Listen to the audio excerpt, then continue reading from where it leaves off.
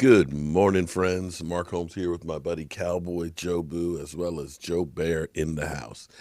And as always, I want to thank you guys for watching, commenting, subscribing, and being part of the Joe Boo Sports Report. Without you guys, it doesn't work without you guys. So let's get open for business here and let's wake up the football gods. Wake up here, guys. Wake up. How's everybody doing this morning? It is Wednesday. It is hump day. And man, oh my goodness, tomorrow night, we got the Texans versus the Kansas City Chiefs, the world champions, kicking off the NFL season. And you know, it's great because there's so many people. Here's what if I can give anybody any advice. Stop worrying about what might happen. Stop wasting your time, your energy, and your emotions on what might happen. For months, I've been hearing so many people that have been naysayers. We're not going to have a season. There's no way there's going to be football. You're living a dream. You're wasting your time. No, you're wasting your time. You're wasting your time about if, cans, and buts. You don't know. If it ended up being that we didn't have a football season, okay, I'll deal with it then. But I'm not going to lose sleep 6 months out saying, oh my God, there's not going to be a football season when we just don't know. Stop wasting your energy because life is too short to waste your energy. Things can change rapidly in the world. And tomorrow, friends, we're going to have football. I'm going to be out in my outdoor deck. It's going to be raining. It's going to be raining here, but that's okay because we got the ceiling out there. We're going to be watching football. We're going to be live streaming during the game for practice. Not a game. We're talking about practice because 4 days, 11 hours, 20 minutes from now, the Dallas Cowboys will be kicking off against the Rams to start their season. And we have some news this morning on the Dallas Cowboys that just a few minutes ago, we found out that the Dallas Cowboys have restructured Zeke Martin's deal to gain $8 million of cash. I feel actually justified in some of the things that I said. As people were saying, there's not going to be enough money to sign Dak Prescott. Dak Prescott has to take a team-friendly deal. I said, just like that, the Dallas Cowboys can get $8 million off of Zeke Martin's contract. Just like that. All they have to do is restructure. Now, for those who don't understand the difference between giving money back and restructuring, there is a big difference. You could take a salary cap reduction without giving any money back to the NFL.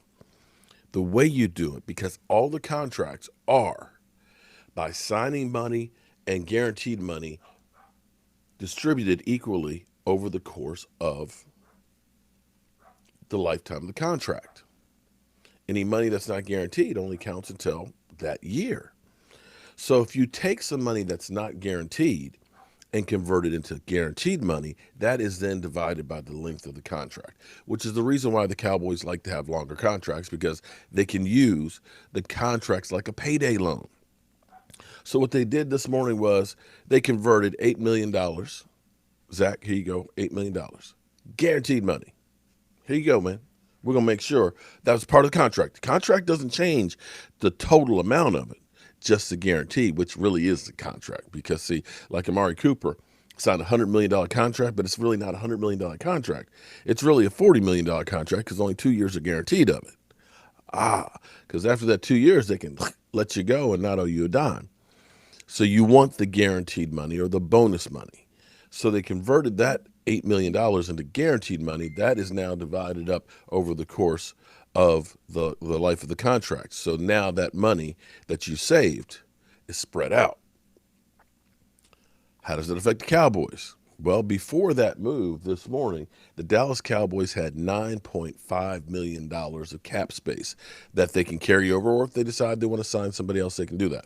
What that gets us up to now is $17.5 million of cap space. Probably not needing all of that, which means it will roll over onto next year, reducing the amount of money that they owe and possibly using towards, signing a quarterback, since, Ben DiNucci is the only quarterback we have under contract for next year. So that's where we are with that one. So Cowboys still taking care of a little bit of business and things like that as we've gone through and got our final roster cut. And I know the speculation will be, oh, well, they're going to use that money for Earl Thomas. They better not be using that kind of money for Earl Thomas. Ain't no way. And you had $9.5 million is more than what you should be spending on Earl Thomas. So don't even think of it that way. Don't think of it that way. That needs to be an incentive latent contract. If they're going to do it, they need to do it after week 1, if at all. So it's not guaranteed that if you act like a jackass, we can take you right on out the door without having pain. And we don't need no pain in Dallas. Second point, the NFL films. Because people have been asking me, okay, a lot of stadiums, like FedEx Field, there's not going to be fans in the stands. I know a lot of you won't know this difference because there's usually not very many in there. Philadelphia, I know there's not going to be any. I know there's not going to be any in the New York stadiums. Jacksonville, I think there's going to be limited. I'm trying to think. Of course, Dallas is going to have some. I don't know. We still don't have a word as how many are going to be in Dallas. But for the most part, the Rams, there won't be any. There won't be fans there.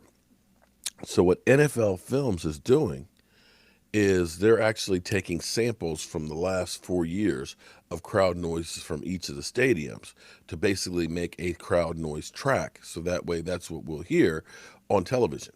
I don't know, and I wish I actually knew this, if they're going to be pumping that throughout the stadium so that way the teams hear the crowd noise, or if it's just for a TV effect. But we actually have a sample right now of FedEx Field of what they're going to be putting in. So let's listen to that.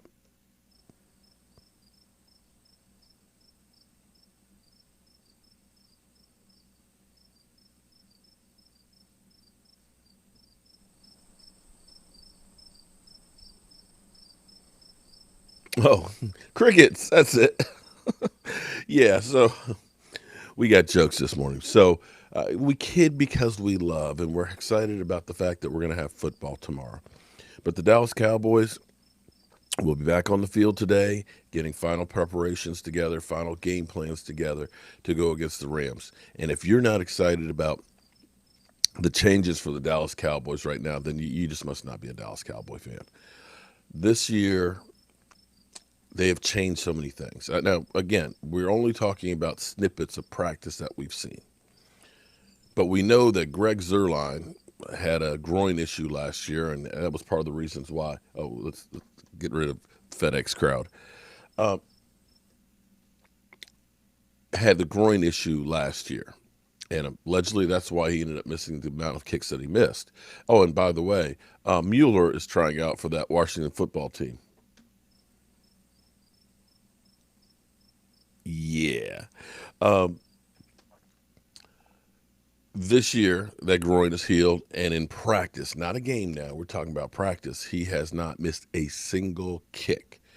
And that alone, if you were to just change the kicker to a kicker who wasn't missing last year, we've been in the playoffs last year. It was literally that bad. Our special teams were some of the worst special teams in the NFL. That change alone may be big time. Derek, I got you covered. Okay. I know you've been saying, why have you been talking about our kicker? I said, because it's a kicker. But it will be huge for our team. If we can pin teams in deep in their territory, if we can make field goals, if we can get kick coverage, that will enable us to have better field position and more opportunities at scoring. And that is huge. Our defense, I think our defensive line is loaded. There's still questions, of course, in our secondary. But, part of the biggest problem with our secondary was not so much that our secondary wasn't doing their part, but a lot of it was our defensive line couldn't stop the run, and teams would just run and run and run and run to the point where we'd have to put 8 men in the box, in which case now you got an advantage when you are now throwing against us. So it's kind of like one thing, the knee bone's connected to the thigh bone, and thigh bone's connected to the hip bone. Your defensive line is tied to the linebackers, and the linebackers are tied to the defensive back, and it's all related. But boosting that defensive line, and we're seeing Aldon Smith may not be a starter on that. He may actually be a pass rush specialist. so he's fresh when he goes out there. We got a Tristan Hill that's going to be starting, with Don Terry Poe. We may actually have Tyrone Crawford on the outside. We've got all different kinds of combinations that teams aren't going to know. And this will help the secondary, because if you can get to that quarterback within that 2-second window, they're not getting stuff down the field. They're just not. And that's what we want to shoot for. All right, so that's what we got for you this morning. Zeke Martin deal has been restructured, saving $8 million on this year's salary cap, boosting the salary cap to $17.5 million. And we've got crowd noise that will be piped in at NFL stadiums. And any other news that we have today, I'll be sure to bring it to you. I've got to sand down my cabinet doors and paint the ceiling from the fire I had in here, and do some work around the shop. We got some stuff that's going out this morning, so we got to make sure the mailman gets that, and get ready for tomorrow night. I'm Mark Holmes, and I'll see you soon.